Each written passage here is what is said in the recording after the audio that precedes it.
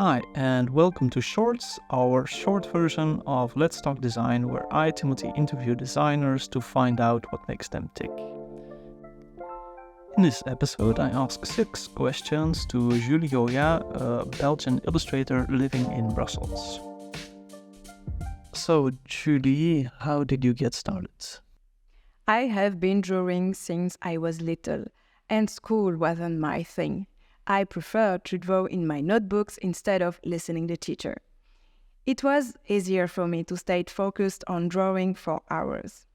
After many different schools, I decided to continue what I was good at, and I did a course in graphic design at Saint-Luc School in Brussels. From that moment, I felt at the right place and everything made sense. After that, I worked in an animation and motion design studio as an illustrator and storyboarder, and now, after a few years, I finally became a freelance illustrator. Can you tell us about your typical workflow when approaching a commissioned project? It depends on the client and the project. But in general, I like to begin with a mood board. I try to understand what the client's expectations are. I try to figure out if the client sees me as a visual maker or an artist.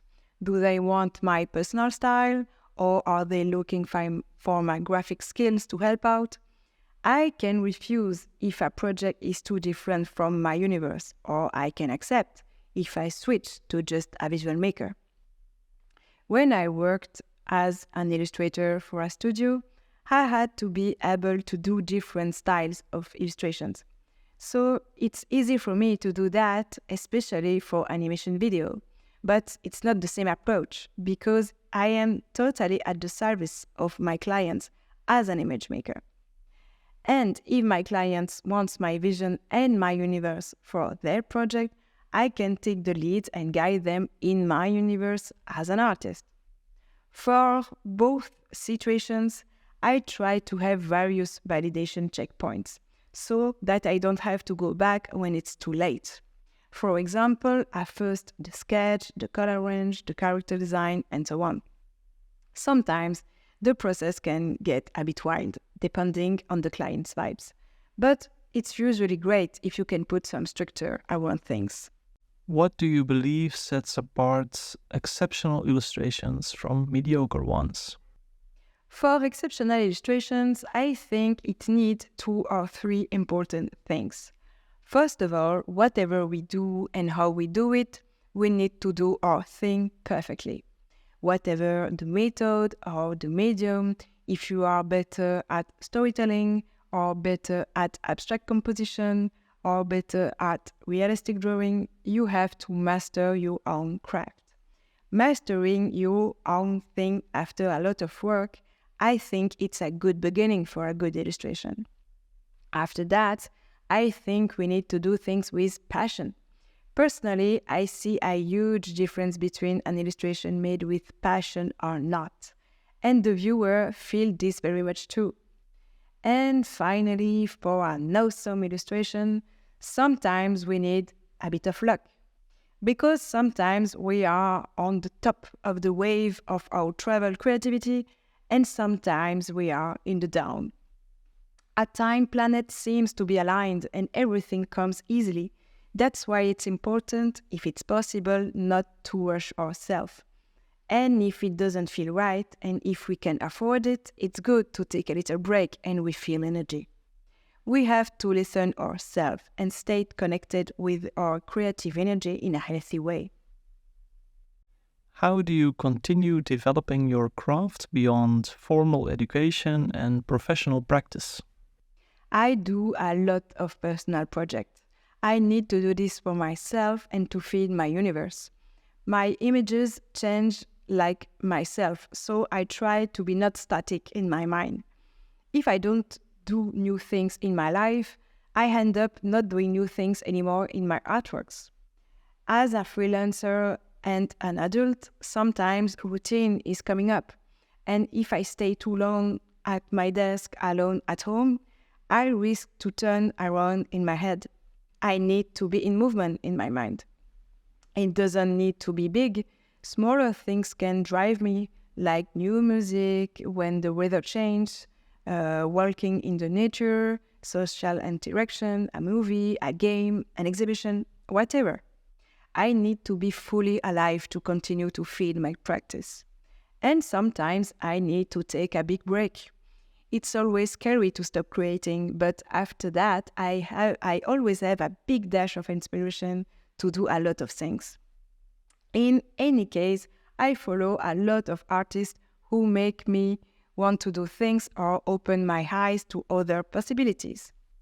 Creativity is all about connection, so we need to be fed by our own environment and our life. How do you strike a balance between personal expression and commercial viability in your pieces? For me, there are three ways of saying this. There is my personal work I do without thinking about the commercial aspect. I do it for myself and to fuel my creativity, develop my skills and feed my portfolio. I can sell illustrations, create art prints, but I am the only one in charge. Then, on the opposite, there are the pure freelance commercial jobs for a client where I try not to include my ego and work purely as a visual crafter at the service of the client and the project. And finally, in between are more artistic commissions where I have to include my own vision, style, and universe to match the client's needs and goals. This is the most challenging kind of work. I have to listen to the client and create trust without losing my ambitions and aspirations.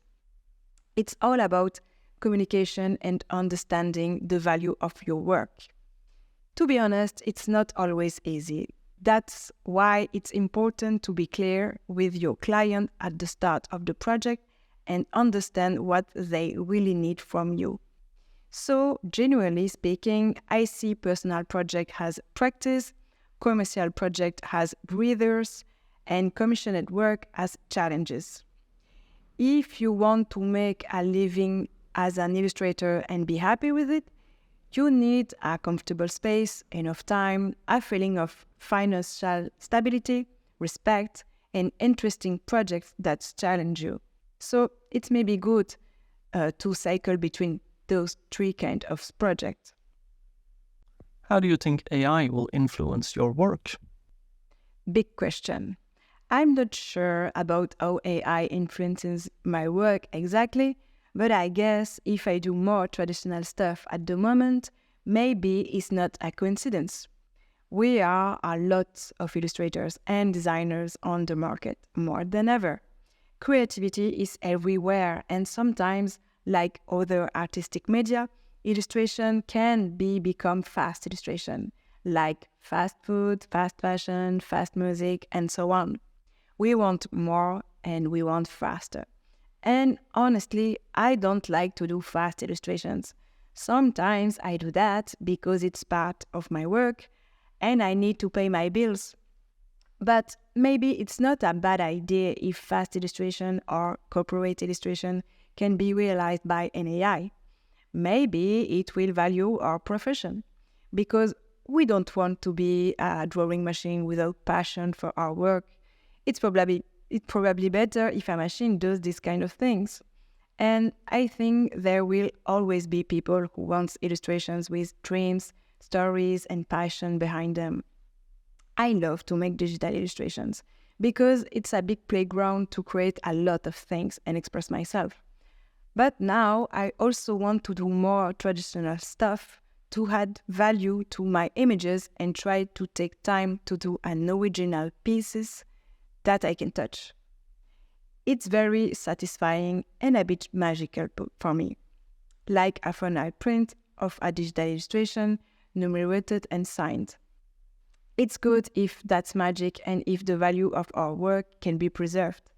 With AI, we need to find new ways to respect and think again about the value of our profession and our humanity.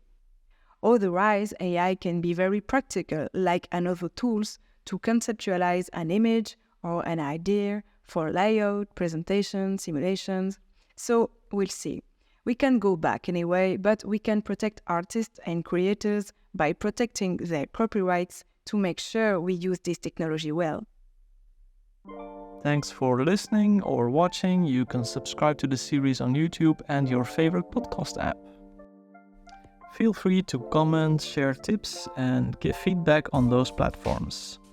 Your feedback is essential to improve this series. Let's talk soon.